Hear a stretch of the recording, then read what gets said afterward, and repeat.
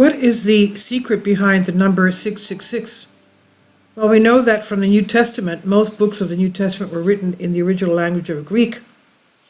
It was one of the languages spoken in Israel at the time. Let's remember the sign above Christ's head on the cross was written in Aramaic, Greek, and Roman and Latin. Now, what is the secret behind number 666? This is Greek numerology for Christos Xenou Stavru, meaning Christ of a foreign cross. Is 666 really the devil's number, or is there a more down-to-earth explanation for these three digits? There are many times when we find numerology in the Old Testament and even the New Testament. For example, when Christ appeared after his resurrection in the Sea of Galilee to his disciples, and he was on the shore telling them to throw their nets into the sea again after they were fishing the whole night and caught nothing. And when they got onto the shore, he asked them, how many fish are there in their net? They said 153. 153 times the 8 apostles that were there. This is in the Gospel of John. The numerology for 153 times 8 is in Greek meaning co-heirs, meaning the co-heirs with Christ of the kingdom of God. And the Greek word was synglironomy. Synglironomy means many heirs who inherit from the inherit of a total inheritance.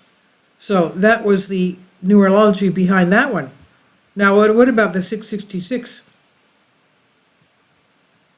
Would you buy a used car with a license plate ending in 666?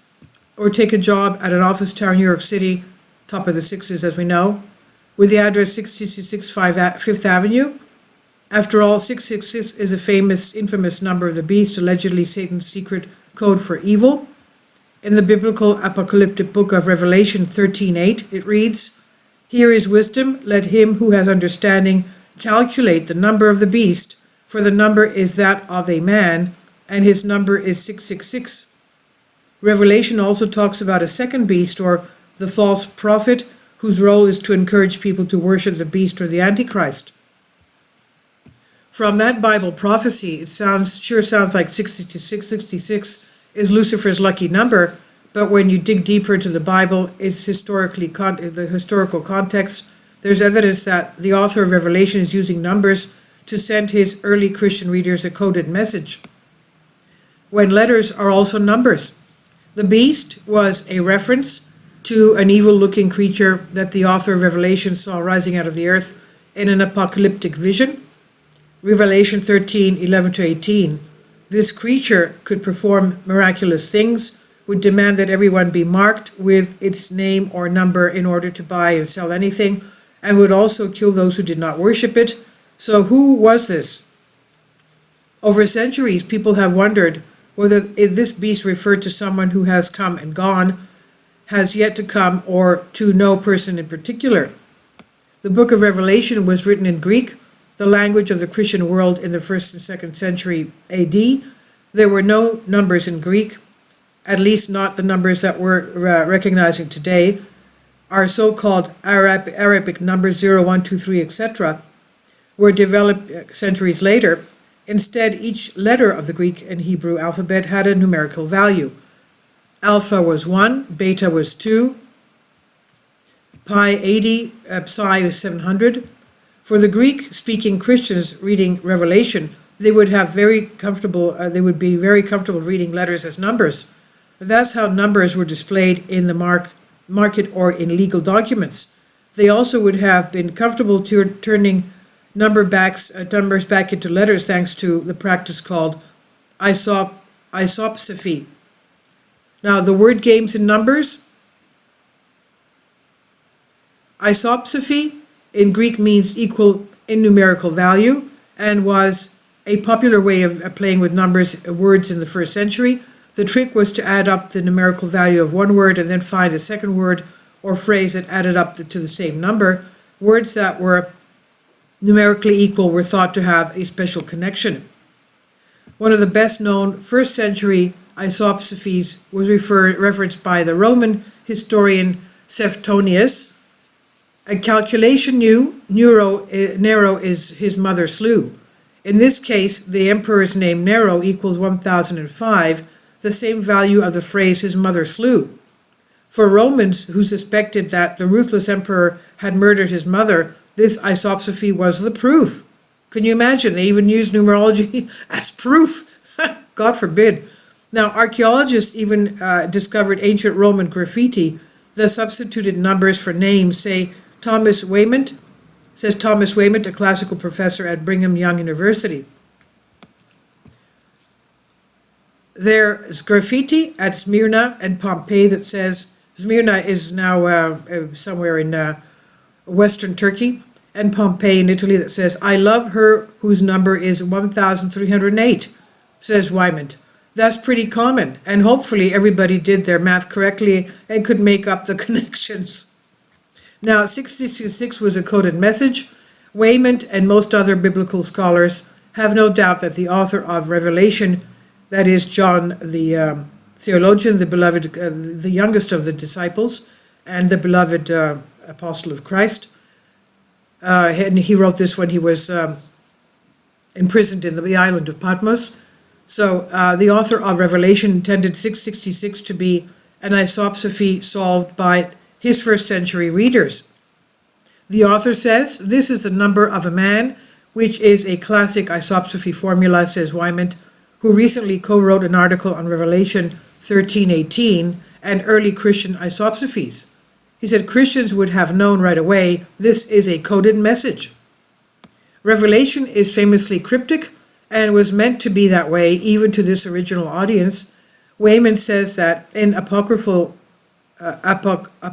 writings, an angel or other heavenly messenger often reveals their meaning through coded speech. Wymant says, as a reader, you're seeing something through the eyes of the visionary, and he's telling you, you need to make sense of this. That's part of your experience and participation in the vision. According to most scholars, 666 was yet another coded reference to Nero, a beastly emperor who brutally persecuted early Christians in the Roman Empire. To solve the isopsophy and equate Nero to 666, you need to use the full name Caesar Nero in Greek, Kesaros Nero. If Caesar Nero is transliterated into Hebrew as Nur Kusar or Nero Kesar, and then calculated, the numbers add up to 666. Interestingly, some early manuscripts of Revelation have the number written as 616 instead of 666. The common explanation is that Caesar Nero is written differently in Greek and Latin, another language spoken by early Christians. In the Latin version, the letters only add up to 616. Other readings of 666, Satan's perfect imperfection. Not all biblical scholars are convinced that 666 is simply an isopsophy. James M. Hamilton, professor of biblical theology at the Southern Baptist Theological Seminary and author of Revelation, The Spirit Speaks to the Churches, sees powerful symbolism in the repetition of the number 6 for a person on a spiritual journey. In biblical symbolism, Hamilton says, the number 7 represents completeness or perfection. True completeness was only achieved by Jesus Christ, who saved the world through his perfect sacrifice. If Jesus had a symbolic number, it would be 777. By assigning 666 to the number of the beast, the author of Revelation is warning Christians to beware of Satan's cheap imitation of Christ, says Hamilton. That's the best Satan can do, one short of perfection. For Hamilton, those false Christs raised up by Satan could take the form of corrupt emperor like Nero, or even modern cultural norms that are in rebellion against God in God's sight. Hamilton says, if participating in that culture entails worshiping false gods or denying something that the Bible teaches, Christians need to say, I'm not going to take the number or the name of the beast, says Hamilton. Now, what's interesting, in the world of angel numbers, 666 means that you might be too warped up in your problems and could lose sight of what's really important. Taking note of where you see these numbers could lend insight into which parts of your life need refocusing. And this is by David Roos on How Stuff Works on Collective Spark. Please leave your comments, and thank you for your support. kindly support my Patreon account. The daily posts are 5 videos daily, and they are totally different from what I have on my YouTube channel. Thank you so much for your support and that you find all my content so interesting. You'll find the Patreon account details in the description box